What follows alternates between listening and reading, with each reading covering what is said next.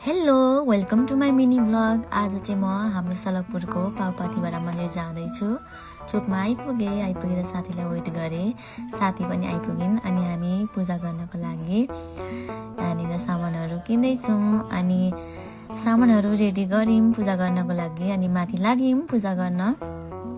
माथि पुगेपछि चाहिँ भ्यू यस्तो थियो अनि मैले नि पूजा गरेँ, साथीले नि गर्दैछिन् अनि गरिसके पछाडि हामी माथि मेन ठाउँमा पूजा गरिसकेर तल झऱ्यौँ पूजा गर्नको लागि फेरि।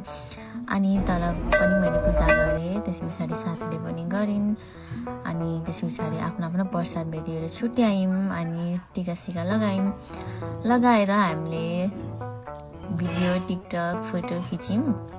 अनि खिचिसकेपछि म गलेर बसेँ एकछिन, साथी चाहिँ क्यामेरामा फोटो खिच्न गएको थिइन् अनि यहाँनिर फोटो खिचेर पैसा तिर्न आँटेको गायब फोटोग्राफर। अनि पर्खिँदा पैसा त तिर्नु पर्यो, बल्ल आयो कि अनि कमेडी भइरहेको थियो क्या, पैसा तिर्न खोज्दा नि गायब। अनि बसेर हामी फेरि लाग्यौँ घरतिर, बाई बाई पाथिभरा माता।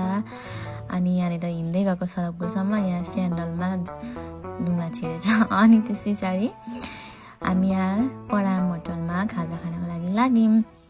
अनि साथीले चाहिँ चना खान्छ भने मैले चाहिँ थुक्पा खाने भने अनि दुईजनालाई चनै ल्याइदिएछ। फेरि क्या कमेडी हो। अनि फेरि रिटर्न गरेर यो त होइन त मगाएको हामीले भनेर अनि मलाई थुक्पा ल्याइदियो। अनि तातो थुक्पा गरेर खाएर म चाहिँ यता त्यही अङ्कलको सप रहेछ यहाँनिर, यो ज्वेलरीको पनि। अनि यहाँनिर लकेटहरू के किन्नुपर्ने थियो, यो किनिसकेँ। अनि चिनेकै अङ्कल हुनुहुन्थ्यो अनि मिलाएर दिनुभयो।